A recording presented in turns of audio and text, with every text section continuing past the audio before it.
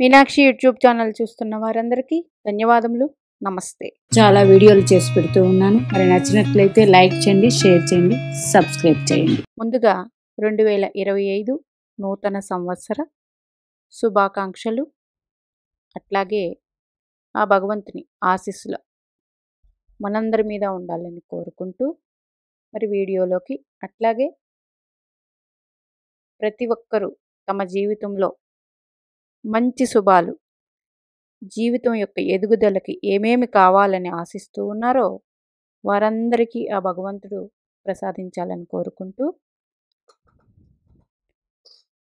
ఈరోజు వీడియో మరి ఉగాది సంవత్సరం అంటే ఉగాది నుంచి అయితే గోచార గ్రహాలు చెప్తాం. ఎందుకు అంటే మనకి తెలుగువారికి గోచార గ్రహాలు చెప్పేదంతా ఉగాది నుంచే. తెలుగు సంవత్సరాది అది. మరి ఇది నంబర్ మారుతుంది. మరి ఇది ముఖ్యం కాదు కదండి, ఉగాదే ముఖ్యం చాలామంది. ఇది కూడా మనకి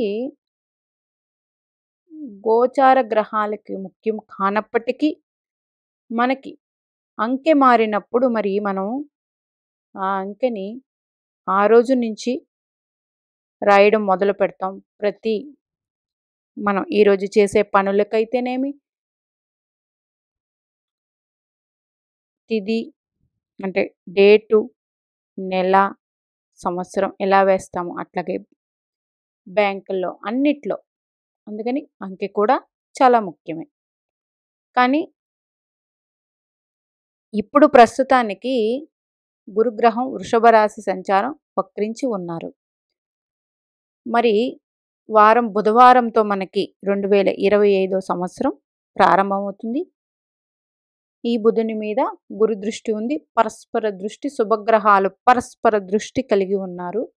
గోచారంలో గురుగ్రహానికి గురుగ్రహం నుంచి 4, 7, 10 అంటే చతుర్థ, సప్తమ, దశమ స్థానాల్లో గ్రహాలు ఉంటే అవి కూడా మంచి ఫలితాలు ఇస్తాయి. ఆ గ్రహ దశలు అంతర్దశలు జరుగుతూ ఉంటాయి. ఒకటి మరి ఎందుకు గురుగ్రహం శుభానుగ్రహం కావాలి? అది ఉగాది అయినప్పటికీ జీవితాంతం అయినప్పటికీ కూడా గురుగ్రహ అనుగ్రహం మనకి ఉండాలి. ఎందుకంటే నవగ్రహాలలో అతి శుభత్వం గల గ్రహం మరి దేవగురు బృహస్పతి, అంటే దేవతల గురువు ఈయన అతి శుభగ్రహం, అతి పెద్ద గ్రహం. సుమారుగా మన జీవితం మొత్తం గురుగ్రహం అనుగ్రహంతోనే ఆధారపడి ఉంటుంది. గురుగ్రహ అనుగ్రహం ప్రతి జాతకానికి కావాలి. అందుకే గోచారంలో ఫస్ట్ గురుగ్రహం ఎక్కడ ఉందన్నదే మనం చూసుకుంటాం.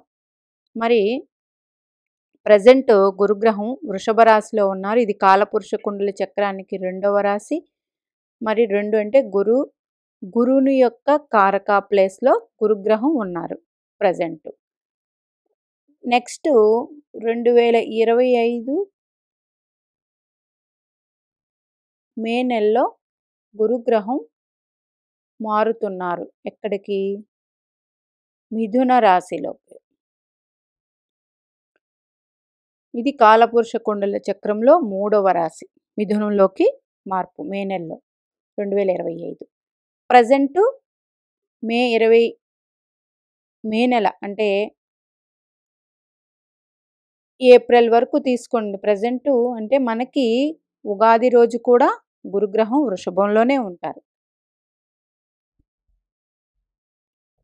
మే నెల నుండి మిథునంలోకి మారుతారు.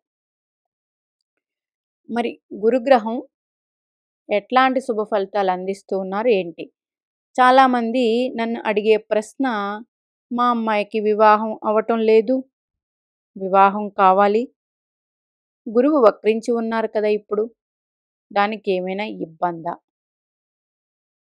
శుభగ్రహాలు వక్రిస్తే పర్వాలేదండి. ఒకటి మరి వివాహ విషయమై మరి ముఖ్యంగా గురుగ్రహాన్నే చూస్తాం. వివాహం జరగాలంటే గురుగ్రహాన్నే చూస్తాం. ప్రజెంట్ వృషభ రాశిలో ఉన్నారు. వృషభ రాశి నుండి 5వ దృష్టి కన్యా రాశి మీద పడుతుంది. సప్తమ దృష్టి వృశ్చిక రాశి మీద పడుతుంది. భాగ్య దృష్టి మకర రాశి మీద పడుతూ ఉంది. అంటే గురుగ్రహం గోచారంలో ఏ రాశుల్ని చూస్తూ ఉన్నారో అది చాలా ముఖ్యమండి. అందులో మీకు కానీ ఏదైనా గ్రహాలు ఉంటే మంచిది. అట్లాగే గురువుకి కేంద్రాల్లో గ్రహాలు ఉన్నా మంచి ఫలితాలు ఇస్తాయి. అయితే ఎవరికైనా వివాహం కాదలుచుకున్న వాళ్ళకి ఈ గురుగ్రహం ప్రజెంటు వృషభ రాశిలో ఉండి మీకు జన్మజాతక చక్రంలో సప్తమాధిపతిని కానీ సప్తమ స్థానాన్ని కానీ చూస్తూ ఉంటే 100% వివాహ యోగ్యం ఉంటుంది. 100%. అంటే సప్తమాధిపతిని చూస్తే 100%, సప్తమ స్థానాన్ని చూసినా ఉంటుంది. అదే సప్తమాధిపతిని చూస్తే మరింత బలం కలిగి ఉంటుంది వివాహానికి. లేదా సప్తమములో గ్రహాలు ఉండి ఎక్కడ గోచారంలో ఏ రాశులనైతే చూస్తున్నారో ఆ రాశుల్లో సప్తమ స్థానానికి సంబంధించిన గ్రహాలు ఉండి ఆ గ్రహ దశలు జరుగుతూ ఉన్న వివాహ యోగ్యం కలిగి ఉంటుంది. ఇంకా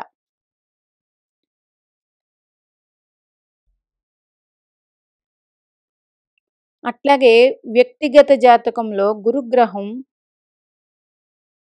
ఎక్కడ ఉన్నారు, అక్కడి నుండి గురుగ్రహం ఎక్కడ ఉన్నారు చూడండి.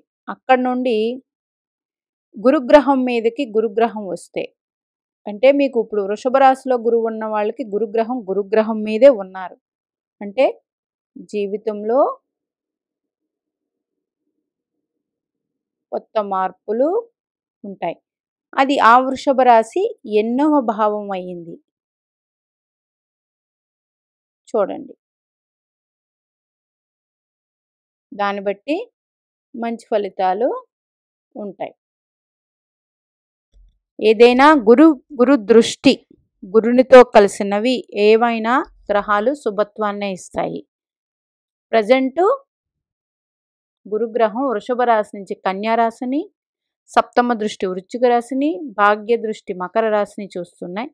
మీ జన్మజాతక చక్రంలో ఆ రాశుల్లో గ్రహాలు ఉండి ఆ గ్రహ దశలు జరుగుతూ ఉంటే 100% యోగాన్ని అయితే ఇస్తారు. మరి వివాహ విషయమా, అది ఉద్యోగ విషయమా, సంతాన విషయమా, అట్లా చూసుకోండి.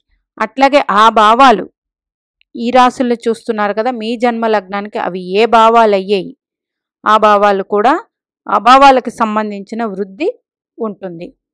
మరి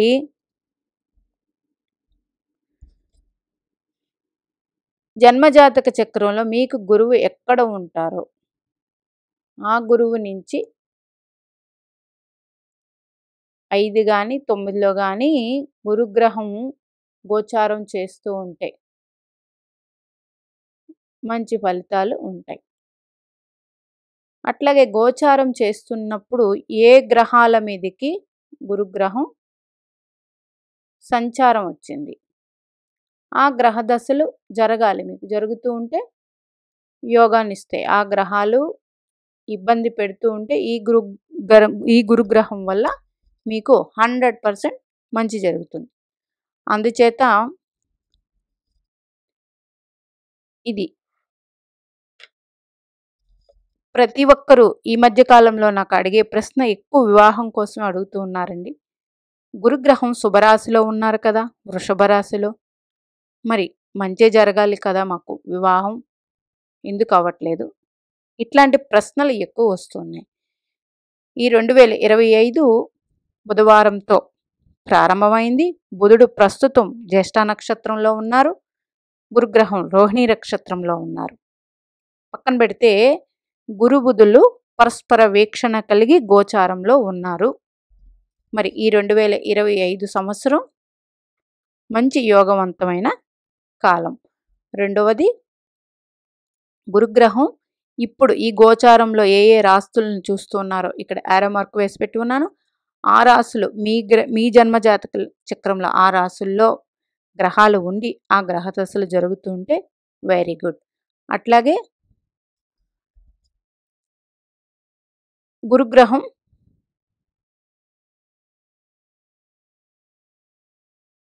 నెక్స్ట్ 2025 మేని మిథున రాశిలోకి మారినప్పుడు మళ్ళీ దృష్టి మారుతూ ఉంది. అది ముందుకి ఉగాది రోజు వేరొక వీడియో చేసి పెడతాను. మరి ప్రజెంట్ అయితే గురుగ్రహ అనుగ్రహం ముఖ్యంగా కన్యా, వృశ్చిక, మకర రాశుల మీద దృష్టి ఉంది. ఆయా రాశుల్లో గ్రహాలు ఉండి అవి మీకు సప్తమాధిపతి అయితే, లేదు మీకు దశమ కేంద్రం ఉద్యోగరీత్యా అది అయితే, ఆయా గ్రహదశలు జరుగుతూ ఉంటే చాలా మంచి ఫలితాలు ఉంటాయి. అట్లాగే రోహిణీ నక్షత్రం మీద సంచారం కాబట్టి చంద్రమహర్దశ జరుగుతున్న వాళ్ళకి కూడా బాగుంటుంది. మీనాక్షిదేవి ఆశీస్సులు మనందరి మీద ఉండాలని కోరుకుంటూ నమస్తే.